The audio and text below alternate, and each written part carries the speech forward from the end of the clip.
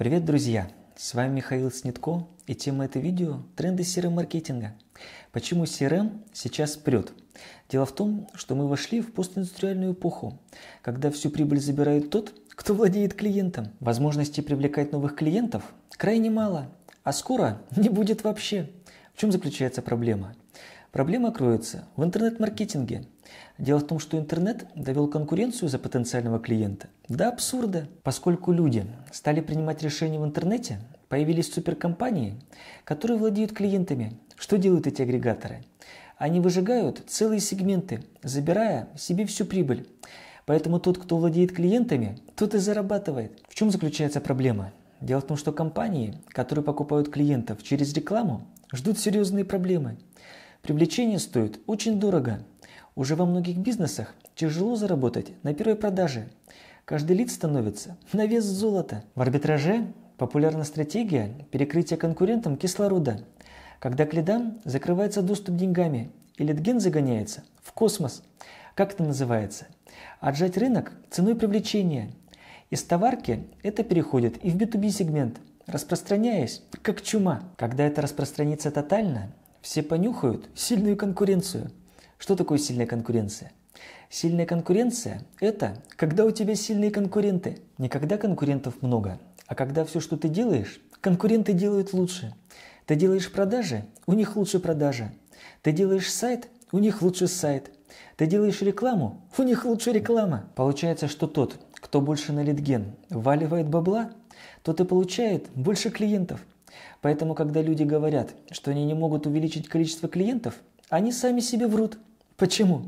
Проблема в том, что они не могут их себе позволить. Что для любого бизнеса становится ключевым? Это отработать LTV, а именно отработать повторные покупки, сохранить и приумножить клиентскую базу, повысить конверсию из лидов в продаже. Все, халява закончилась. Спрос уже не превышает предложение. Интернет создал уникальную среду, где лидов будет все меньше, меньше и меньше.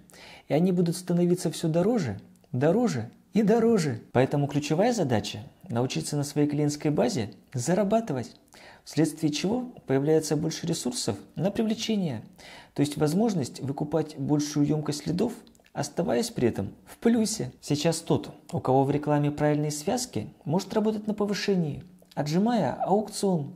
Какие элементы входят в связку?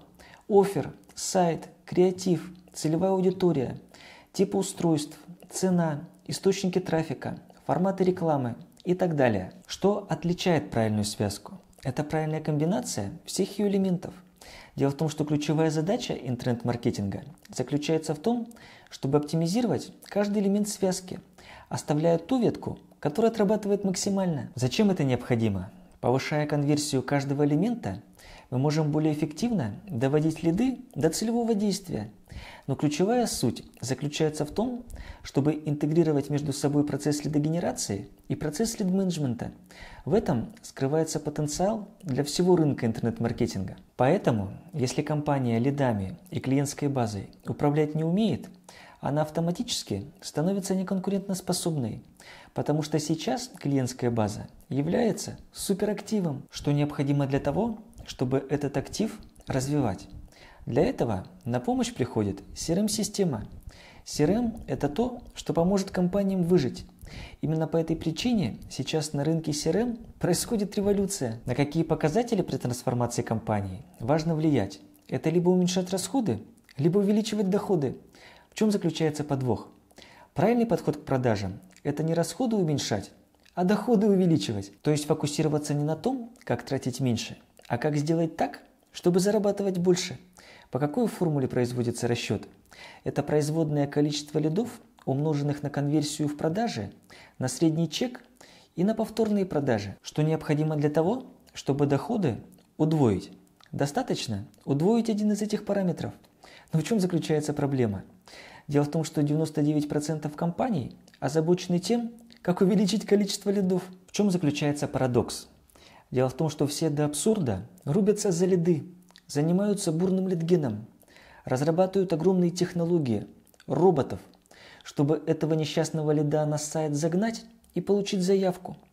Но чтобы потом этого лида довести до продаж, практически никто не делает ничего. В основном в интернет-маркетинге все продажи делаются импульсно. Что значит импульсно?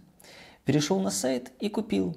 Получается, что онлайн для спонтанных покупок гораздо круче, чем офлайн. Почему? Потому что на сайт зайти проще, чем в магазин. Во-вторых, щупание товара спонтанной покупки мешает, вследствие чего онлайн постепенно убивает офлайн. Почему так происходит? Потому что диджитал-коммуникация очень богатая, она очень продающая. Это красивая картинка, красивая упаковка, видео, она всегда под рукой, на уровне клика. Но как быть с B2B сегментом? Дело в том, что никакого B2B не существует. Почему? Потому что на той стороне всегда находится человек, и решения всегда принимаются человеком. Чем B2B отличается от B2C? В B2C люди тратят свои деньги, а в B2B – чужие. Времена, когда работа с клиентами в B2B кардинально отличалась от B2C, безвозвратно ушли. С развитием диджитал-технологий люди ожидают, что поставщики B2B услуг предоставят им такой же уровень сервиса, как и B2C продавцы. Что означает модное слово «диджитал»? Это все цифровые коммуникации с клиентами. В современной действительности, если компания диджитал-инструменты не использует, она ущербна и выглядит хуже изначально. В процессе управления продажами существует 6 зон, которые CRM-система помогает автоматизировать. Что это за зоны?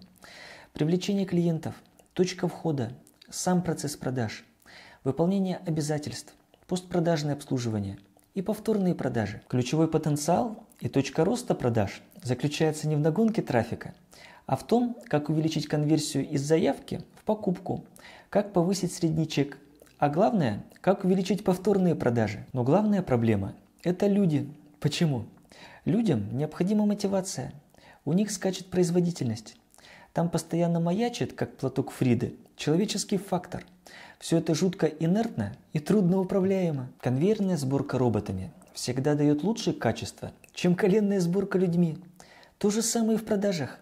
Если у нас все держится на людях, которые должны продавать лично, это мина замедленного действия. Появляются скрипты продаж, методики, которые заставляют людей звонить. Сюда лезет всякая нечисть, инфо-цыгане, которые обязательно навялят идею, как прийти к успешному успеху, зарабатывая денежные деньги. В общем, начинается вакханалия и псевдонаучный бред вперемешку с мошенничеством. Следующая проблема. Звонить в современном мире – это тупая, идиотская идея. Почему? Недозвон, перезвон, не берут трубку и так далее. Сами звонки – коммуникация спорная, навязчивая, дорогая, а главное – умирающая. Почему? К телефону люди подходят все хуже и хуже, особенно с незнакомых номеров. Но можно значительную часть коммуникации отдела продаж забрать и участие человека минимизировать. В этом заключается тренд современной реальности, а именно использование диджитал-инструментов и уменьшение роли человека. Следующий больной вопрос – это что важнее, входящие звонки или исходящие? На сегодняшний день правильный подход – это меньше совершать исходящих звонков и более качественно работать с входящими обращениями. Фактически, презентовать товар становится не нужно. Почему? Его отлично презентует диджитал.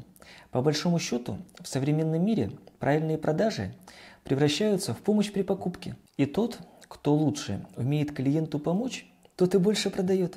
Фактически, современные продажи превращаются в такую многоходовочку, когда при помощи диджитал-инструментов мы формируем спрос, а потом очень качественно эти входящие запросы обрабатываем. Правильный отдел продаж – это когда мы пушим системно, а менеджеры занимаются тем, что отвечают на входящие звонки. То есть современный отдел продаж намного больше похож на техподдержку. Следующая задача, которая стоит перед современной компанией, это сделать клиенту вау-эффект.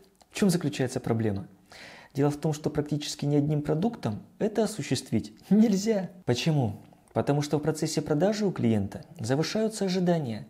А вот в сервисе вау-эффект сделать можно. Что такое вау-эффект? Это то, как мы разруливаем трудности клиента, как мы помогаем тем, кто к нам обратились с проблемой. Вот там и скрывается все вау. Следующий тренд – это чаты. В чем заключается проблема? Если современный человек везде и со всеми контактирует в мессенджерах, то какого хрена с бизнесом он должен разговаривать по телефону? В ближайшее время 80% коммуникаций с клиентами перейдут в чаты. Это метаморфоза, которая поменяет отделы продаж кардинально. Это то, что изменит всю парадигму продаж. Чат-боты были несколько лет назад хайпом, но в чистом виде чат-боты не взлетают. В чем заключается проблема? Дело в том, что все такие продвинутые и технологичные, но почему-то мало кто делает элементарные вещи. О чем идет речь? Если клиент обращается к нам через Facebook, можно посадить чат-бота, который ответит: «Спасибо, что обратились в нашу компанию. Прежде чем ответить на ваш вопрос, уточните, пожалуйста, ваш номер телефона и email». И все. Вот он, бесплатный лид. В продвинутых CRM-системах SalesBot позволяет автоматически с клиентами вступать в диалог и эти данные аккумулировать.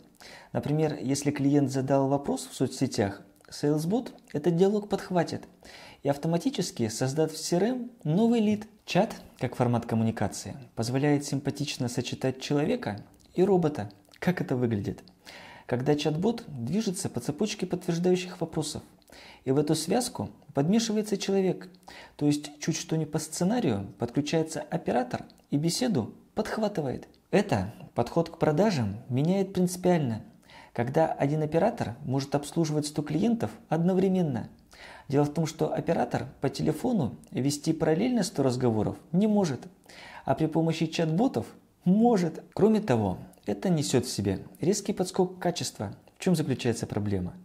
Дело в том, чтобы контролировать качество звонков 10 операторов, нужен целый штат отдела мониторинга. Естественно, так мало кто делает. О чем это говорит? Это означает, что когда мы делаем ставку на звонки, мы изначально обрекаем себя на то, что мы очень плохо их слушаем. Как следствие, сделать качество в звонках – задача практически невыполнимая. Также в CRM существует симпатичный инструмент под названием «Магнит-машина». Что это за инструмент? Это когда клиент заходит на сайт, и менеджеру в CRM автоматически падает уведомление, что клиент сейчас на сайте. Этой информацией в истории взаимоотношений насыщается карточка клиента. А также это хороший повод к тому, чтобы с клиентом коммуникацию возобновить и законнектиться. Также на сайт можно подключить дополнительные линии: Viber, WhatsApp, Telegram, Facebook, ВКонтакте, Instagram, Skype, онлайн-чаты и так далее.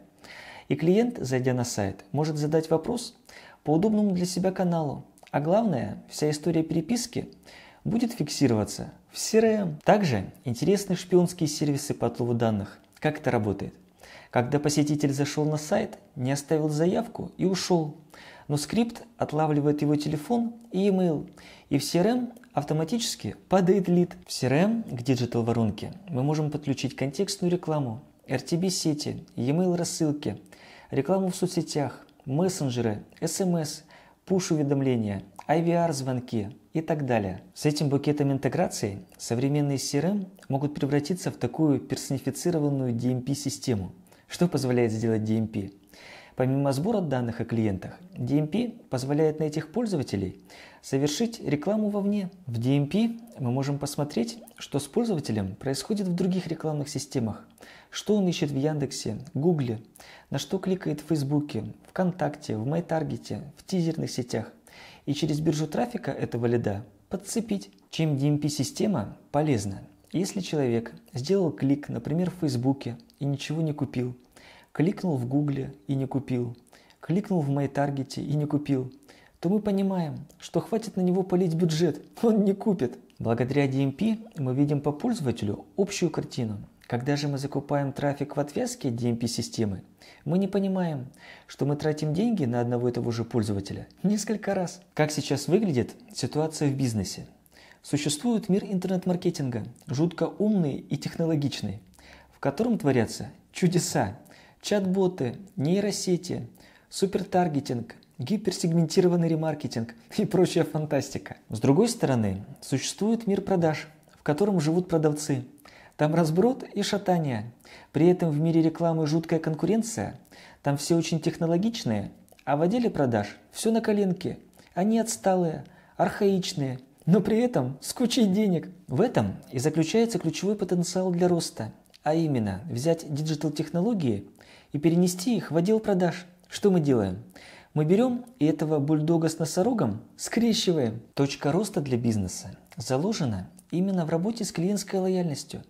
Мы переходим в эпоху, когда рано или поздно любому бизнесу будет бесполезно учиться интернет-маркетингу, и все будут вынуждены учиться продавать. На этой оптимистической ноте предлагаю данное видео закруглять. Что в продажах главное? Главное – это не пытаться продавать, то есть не заниматься впендюрингом. Люди любят покупать, но ненавидят, когда им продают. Поэтому ключевая задача в продажах – это своим клиентам помогать покупать. Также важно помнить, когда мы говорим про лидогенерацию, то у лидов существует себестоимость. И эта себестоимость, в зависимости от емкости, сначала растет линейно, но потом от определенного количества начинает резко уходить в космос. Та же история с лид-менеджментом. Если мы хотим увеличить конверсию какого-то этапа на 1%, это будет фактически бесплатно. Но если мы хотим довести конверсию до 100%, это будет стоить каких-то космических денег. Поэтому здравый смысл еще никто не отменял. И этой точки оптимальности важно придерживаться как в лид-менеджменте, так и в лидогенерации. Спасибо за просмотр. Подписывайтесь на мой канал, нажимайте колокол, чтобы не пропустить следующий выпуск. Высказывайте свою точку зрения в комментариях, ставьте лайки. И увидимся в следующих видео. Пока!